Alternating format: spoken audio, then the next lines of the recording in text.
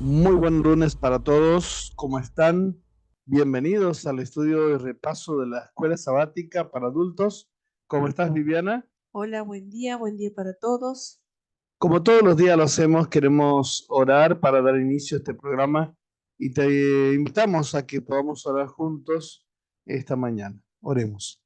Padre bondadoso, gracias damos porque nos das una nueva oportunidad de abrir tu palabra, también de estudiar la lección de la Escuela Sabática. Te pedimos nos acompañes y nos guíes y bendigas a cada uno de nuestros amigos que están estudiando también en el nombre de Jesús. Amén. Amén. Estamos estudiando en este segundo trimestre el gran conflicto y en el gran conflicto aparecen cosas que a veces son muy sutiles porque la lucha entre el bien y el mal se entremezclan y nosotros sabemos que a veces hay cuestiones muy difíciles de poder dilucidar si no es con la ayuda exclusiva del Espíritu Santo. Estamos estudiando, Viviana, en la lección número 10 que tiene que ver con esto, ¿no? Con los engaños del espiritismo. El versículo de memoria es el que está en Primera de Tesalonicenses, capítulo 4 versículos 16 y 17 que nos habla de la resurrección de los santos. Y dice que el mismo Señor descenderá del cielo con voz de mando y con voz de arcángel y con trompeta de Dios, y los muertos en Cristo resucitarán primero. También dice que luego nosotros, los que estemos vivos, los que hayamos quedado, seremos arrebatados juntamente con ellos en las nubes a recibir al Señor en el aire y así estaremos con el Señor para siempre. ¿Cuál es el título para hoy, Viviana? El título para hoy es La muerte en el Antiguo Testamento.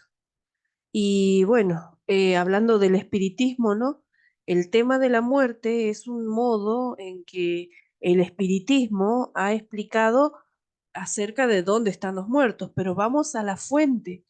¿Qué dice la Biblia? Y vamos a empezar leyendo textos del Antiguo Testamento. ¿Cuál es el concepto de la muerte según la Biblia y empezando con el Antiguo Testamento? La pregunta, Salmos. la pregunta es, ¿qué enseñan estos versículos sobre el estado de los muertos? Salmo 5 o Salmo 6:5 dice, porque en la muerte no hay memoria de ti, en el sepulcro, ¿quién te alabará? Y el Salmo 115:17 dice, no alabarán los muertos ajá, ni cuantos desciendan al silencio. Primera de Reyes capítulo 2 versículo 10 dice, y durmió David con sus padres y fue sepultado en su ciudad. También Primera de Reyes capítulo 11 versículo 43 dice, y durmió Salomón con sus padres y fue sepultado en la ciudad de su padre David y reinó en su lugar Soroboam su hijo. Primera de Reyes 14:20 dice, el tiempo que reinó Jeroboam fue de 22 años y habiendo dormido con sus padres, reinó en su lugar Nadab su hijo. El Antiguo Testamento no enseña la inmortalidad del alma. Tampoco enseña que después de la muerte los fieles vuelvan a la dicha del cielo por la eternidad, ni que después de la muerte los infieles desciendan al infierno donde arden por la eternidad. Lo que se enseña es que la muerte es un sueño.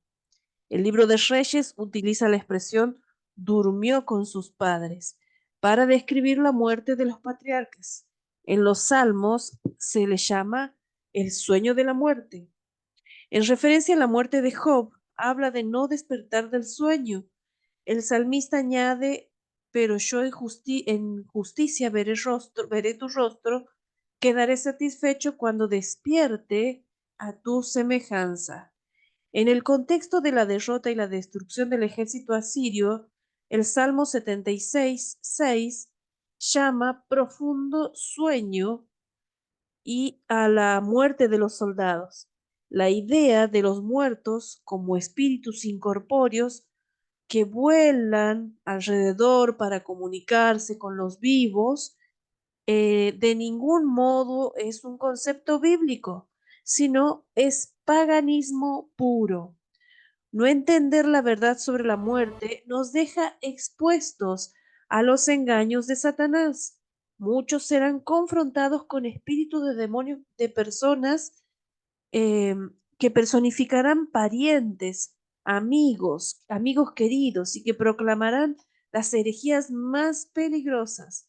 Estos espíritus apelarán a nuestros más tiernos sentimientos de simpatía y harán milagros con el fin de sostener sus acertos.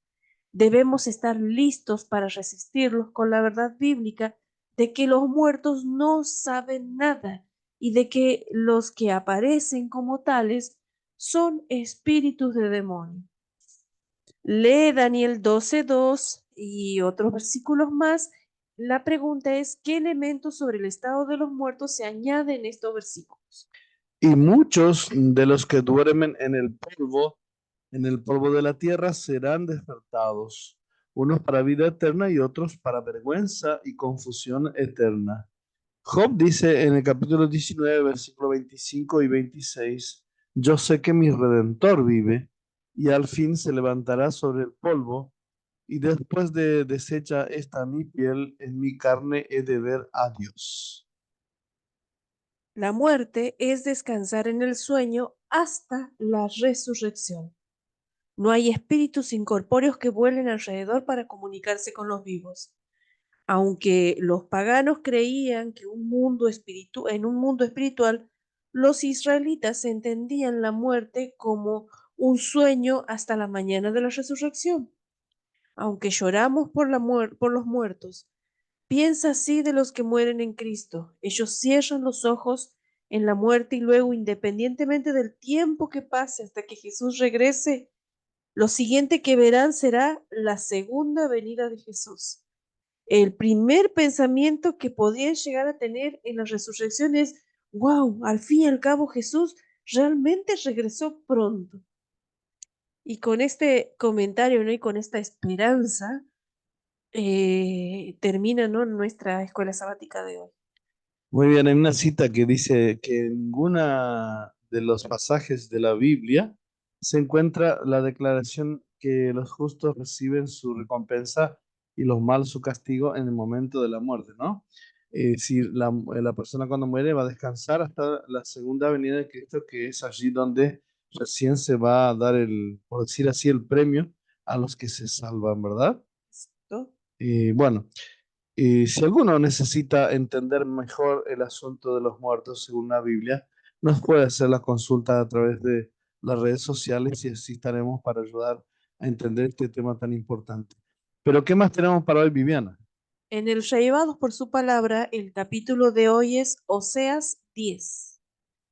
Oseas 10 empieza nuevamente con una amonestación hacia Israel y, y le habla desde lo más sensible, ¿no? Y tratando de, de disuadirla para que realmente convencerla a Israel para que vuelva a Dios. Eh, y describe también la situación, ¿no? En la que, cómo Israel se comportaba, ¿no? Conforme dice, a la abundancia de fruto multiplicó también los altares, conforme a la bondad de su tierra aumentaron sus ídolos. Y acá habla acerca de un problema que muchas veces pasa eh, con las personas, porque empiezan a tener abundancia de bienes, abundancia de bendiciones, por decir así, y en vez de volcar su corazón a Dios o llevar esos bienes para servir a otros, dice que se multiplica la idolatría, ¿no?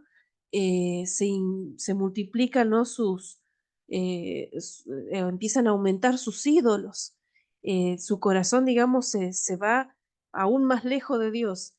Esto podría, de alguna manera, explicar, ¿no? El asunto de la pobreza en el mundo, que habiendo personas a las que Dios les da bienes, abundancia de fruto, como dice este versículo número 1, en vez de hacerlo para los demás, lo vuelcan para sí mismo, para sus ídolos, y realmente hay gente que sufre la pobreza del mundo, ¿no? Se nota. Está dividido su corazón, le dice en el versículo 2. Jehová demolerá sus altares y destruirá sus ídolos. El Señor se ocupará de hacer esto, ¿no? De destruir, porque se han multiplicado, dice, ¿no? Aparentemente Dios los bendecía, ¿no? Con la intención de que ellos volvieran su vista a Dios, y ellos, el pueblo, en vez de volver a Dios, volvían su vista hacia los ídolos, ¿no? Aumentaban sus altares para con sus ídolos. Em, y así sigue describiendo a Israel como una becerra, como una novilla que anda ahí dando vueltas, siendo infiel con un pueblo, con otro. em, y así llegamos al versículo em, número digamos, el 11, el 12, donde él le hace, en el versículo 12, perdón, le hace una amonestación y un pedido, que es el que nos vamos a centrar, porque dice, sembrad para vosotros en justicia, segad para vosotros en misericordia, haced para vosotros barbecho, porque es el tiempo de buscar a Jehová hasta que venga y os enseñe justicia. Y me gustó esta expresión cuando dice acá, sembrar, digamos, haced para vosotros barbecho.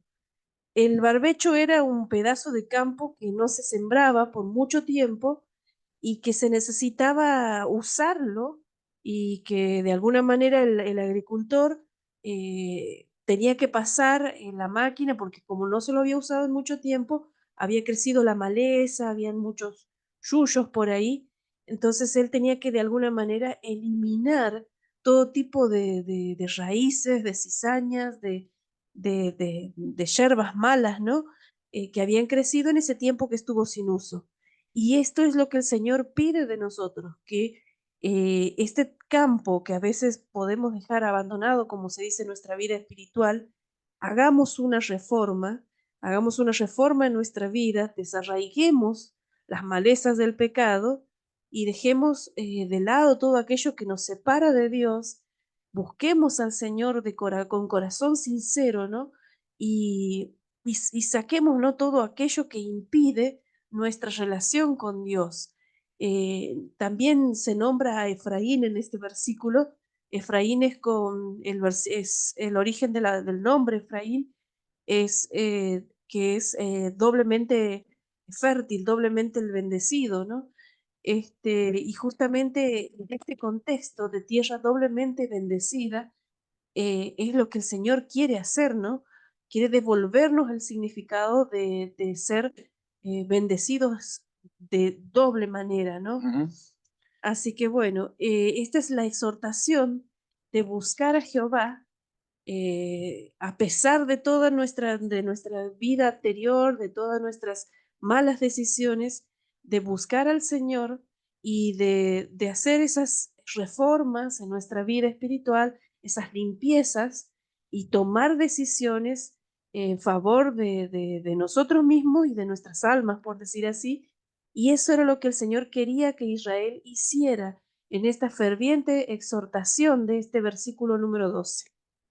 Muy bien, cabe destacar entonces que hay una parte donde el ser humano tiene que cumplir, que es la parte de sembrar. Simbólicamente nosotros tenemos que hacer algo y Dios hace lo más difícil, que es hacer crecer la semilla de justicia en nosotros, pero nosotros debiéramos sembrar la actitud ahí, ¿no es cierto?, para que Dios pueda y preparar el terreno, ¿no?, para que Dios pueda realmente hacer crecer la semillita de la justicia en nuestra vida. Amén. Vamos a orar para que el Señor nos acompañe durante esta jornada. Padre bondadoso, queremos darte gracias por este día, pedirte que bendigas a cada uno de nuestros amigos, que los acompañe en su siembra de justicia y que les dé fuerza para sembrar, Señor, en estos tiempos y fuera de tiempo para su salvación y para la salvación de otros. Y que cada día que pase se puedan preparar para el encuentro con Jesús. Y que cuando den frutos, Señor, no sean para sí mismos, sino para compartir con otros en el nombre de Jesús. Amén. Muy bien, amigos, les deseamos un hermoso día y les invitamos a compartir este mensaje con otros. Será hasta mañana. Bendiciones. Buena jornada.